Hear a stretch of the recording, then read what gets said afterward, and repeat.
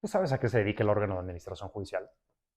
Esta pregunta creo que aplica para el público en general, aplica para las personas que nos dedicamos a la abogacía, aplica para las y los actores políticos que aprobaron la reforma que creó el órgano de administración judicial al que se les olvidó ponerle nombre, ¿no? Porque la Constitución dice que se creará un órgano de administración judicial así en minúsculas.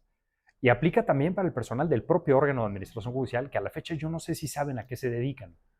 Hasta ahora han destacado por estar involucrados en escándalos de compras, de movimientos irregulares, por forzar la renuncia de una de sus integrantes y por un mundo de opacidad.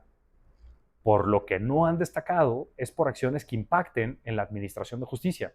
No hemos sabido nada que mejore el quehacer de los órganos jurisdiccionales, que mejore la carrera judicial, que fortalezca a la escuela y la formación, los procesos de selección, etcétera, etcétera. No hemos sabido nada sobre eso, porque no sabemos nada del órgano de administración judicial. Si revisan las sesiones del Pleno, no sabemos a qué se dedican realmente, porque las sesiones del Pleno son pura paja, no tienen ningún asunto relevante, ¿eh? Y en comisiones, pues se ven algunas cosas, pero no hay nada, insisto, que esté pensando en cómo reimaginar la justicia, cómo reestructurar los tribunales, cómo hacer que funcionen mejor, cómo generar enfoques de justicia procedimental para legitimar la actuación de los juzgados, etcétera, etcétera. Pero el tema va mucho más allá, porque en lo que llegan a intervenir, la intervención resulta bastante preocupante.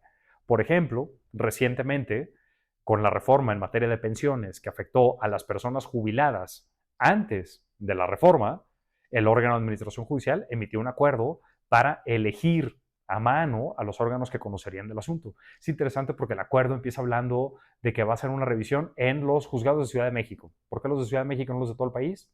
¿Quién sabe? Los juzgados de distrito los elige a partir de los que recibieron los primeros asuntos. No sabemos cuáles son porque no se transparenta. Pero cuando elige a los colegiados, elige a los que tienen menos carga de trabajo, no a los que recibieron los primeros recursos. ¿Por qué solo Ciudad de México? ¿Quién sabe? ¿Por qué un criterio para juzgados y otro para tribunales colegiados? Nadie sabe tampoco. Lo cierto es que además hizo todo esto de manera preventiva sin que los asuntos empezaran a llegar todavía. Entonces es extraño hasta acá. Pero el tema no se queda ahí, sino que estas decisiones preocupantes por parte del órgano de administración judicial van más allá. ¿Por qué? Porque se traducen, perdón, y se trasladan a otros ámbitos que resultan de enorme relevancia. Destaco uno, cambios de adscripción. Se supone que las personas de elección popular no las pueden readscribir salvo por alguna cuestión disciplinaria y recientemente nos enteramos que por un asunto de vigilancia. Pero las personas de carrera judicial las readscriben. ¿Cómo? Aplicando el marco jurídico anterior, porque la Constitución no les faculta para reescribir. La ley orgánica tampoco les faculta para reescribir. El marco anterior se los permitía. El problema es que el marco anterior también preveía un recurso de revisión administrativa y ese recurso hoy no existe. Entonces el órgano está readscribiendo gente sin tener atribuciones constitucionales ni legales y sin que las personas tengan un recurso. Una actividad irregular por parte del Estado de cajón. Y las decisiones, además, no se notifican razones, no se explica por qué, bastante preocupante. Ahora, el tema va más allá.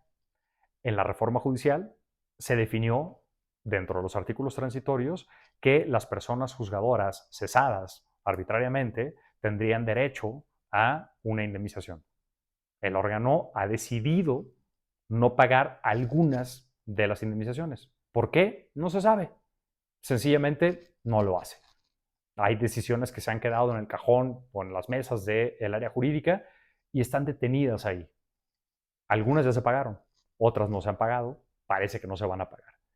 Y la última noticia que tenemos es recientemente una cruzada en contra de personal de base del Poder Judicial de la Federación, personal de la base trabajadora, no necesariamente base, me refiero a que estén basificadas, sino personal, digamos, de actuaría, de oficialías, de secretarías, de los tribunales y de los juzgados de distrito, a quienes se les están negando nombramientos o prórrogas de nombramientos, licencias, etcétera, por tener familiares dentro del Poder Judicial de la Federación. Esto resulta bastante paradigmático.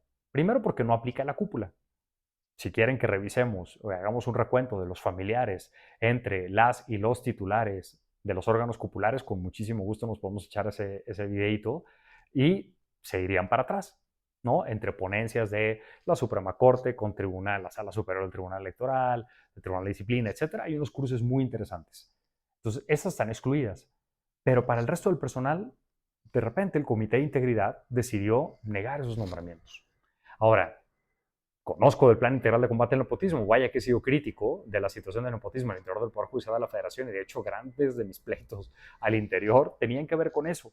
Me tocó trabajar en la elaboración del Plan Integral y básicamente todo estaba montado sobre las siguientes ideas. Tenía que garantizarse un acceso meritocrático e igualitario, además de incluyente, a la carrera judicial, lo cual no se había logrado porque habían factores que daban una ventaja. Esto no podía desconocer derechos laborales adquiridos y no podía dar lugar a responsabilidades administrativas porque la conducta sencillamente no estaba prohibida antes. Entonces, bajo estas premisas, se elaboró un plan que dio lugar a nuevas reglas y prohibiciones, análisis de los nombramientos, creación de un comité de integridad para revisar el aspecto meritocrático y que los procesos fueran verdaderamente competitivos, todo un nuevo reglamento de carrera judicial para generar, además de paridad, reglas claras que concatenaran los distintos eslabones de la carrera judicial, una política de adscripciones, un padrón de relaciones familiares para medir que se cumpliera y la eficacia de las políticas, etcétera, etcétera. Todo eso que nunca explicamos cuando se nos criticaba de nepotismo en el proceso de reforma judicial. Ahora, todo esto se creó precisamente para garantizar que el acceso fuese meritocrático. Había muchas personas con familiares y hay otras personas que podían tener familiares y que pudieran querer acceder. Para que estas personas ascendieran, que cambiaran de cargos, para que tuvieran licencias, etcétera, se creó un comité de integridad, además de que se definieron reglas claras para buscar que todo esto fuese objetivo. Entonces, el que ahora se niegue por tener un familiar así nada más, y miren que vaya que es un tema que a mí me ha preocupado y que he criticado incesantemente, pero llevamos 6 años de inercias positivas generando nuevas prácticas para evitar que esto sea problemático. Y ahora se han afectado los derechos de, hasta donde tengo conocimiento, cuando menos 240 personas trabajadoras. Esto es sumamente preocupante. Es un tema que, de hecho, a nivel laboral estoy colaborando con 2 personas dentro de la Alianza por la Independencia Judicial para llevar este tipo de casos, pero porque es verdaderamente alarmante. Platicando con las dirigencias sindicales, platicando con personas trabajadoras, es increíble que ahora se está adoptando una decisión ignorando todos los avances que existían e ignorando opiniones del propio Comité de Integridad. Ahora, si el Comité de Integridad del nuevo Poder Judicial de la Federación no estaba haciendo su trabajo, que lo hagan. Pero de ahí a negar los derechos de todas las personas trabajadoras, me parece que esto es un verdadero escándalo. Insisto, ¿a qué se dedica el órgano de administración judicial?